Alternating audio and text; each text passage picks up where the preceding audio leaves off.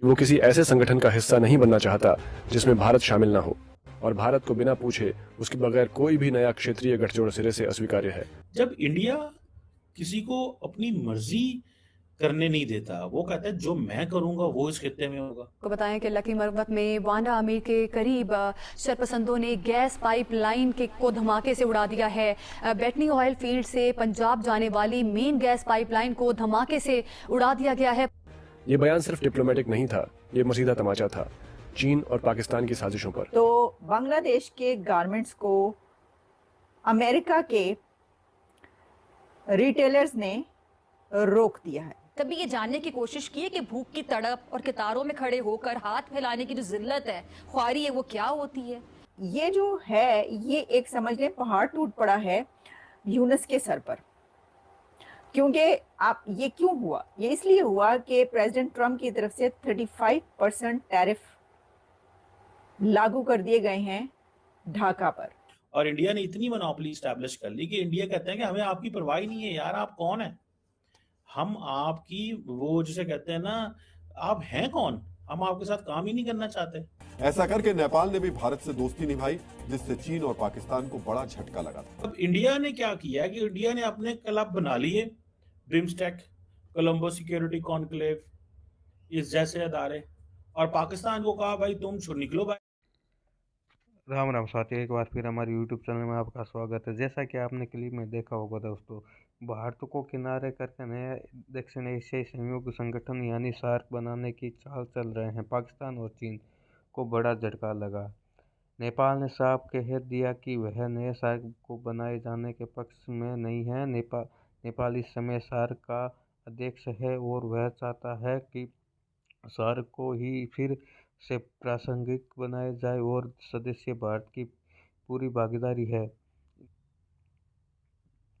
नेपाल में ही वर्तमान सार्क का सचिवालय है। इससे पहले पाकिस्तान, चीन और बांग्लादेश की एक चीनी शहर में बैठक हुई थी। इसके बाद भारत को घेरने के लिए नए सार्क का प्लान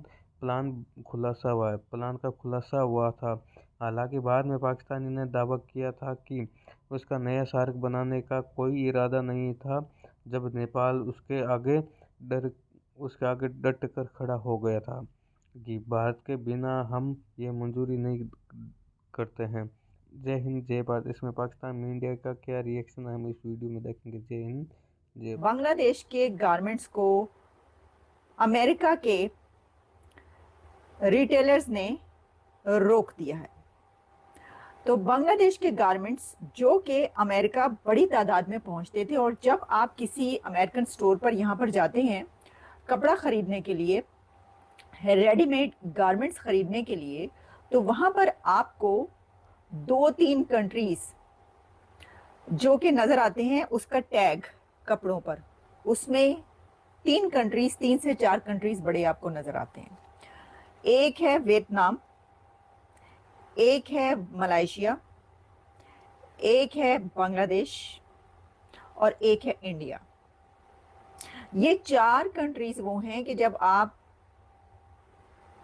किसी भी स्टोर पर जाएंगे रेडीमेड गारमेंट्स खरीदने के लिए, तो आप टैग देखते हैं तो उस पर अक्सर कपड़े ऐसे होते हैं जिनके ऊपर ये टैग लगे होते हैं।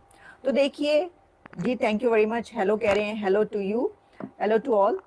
तो ये जो है, ये एक समझ लें पहाड़ टूट पड़ा है यूनुस के सर पर। क्योंकि आप ये क्यों हुआ? ये इसलिए हुआ कि प्रेसिडेंट ट्रम्प की तरफ से 35% टैरिफ लागू कर दिए गए हैं। अब इंडिया ने क्या किया कि इंडिया ने अपने क्लब बना लिए, ब्रिम्सटेक, कोलंबो सिक्योरिटी कॉन्क्लेव, इस जैसे अदारे, और पाकिस्तान को कहा भाई तुम निकलो बाहर, हम यहाँ पे अपनी इजारादारी इस खित्ते में बनाएंगे। पाकिस्तान को कहा तुम इस खित्ते से बाहर निकलो, हम अपनी इजारादारी बनाएंगे और तुम्हारा यहाँ पे कुछ लेना देना नहीं है, अब हम तुम्हें नहीं पूछेंगे और तुम्हें हम अकेला कर देंगे।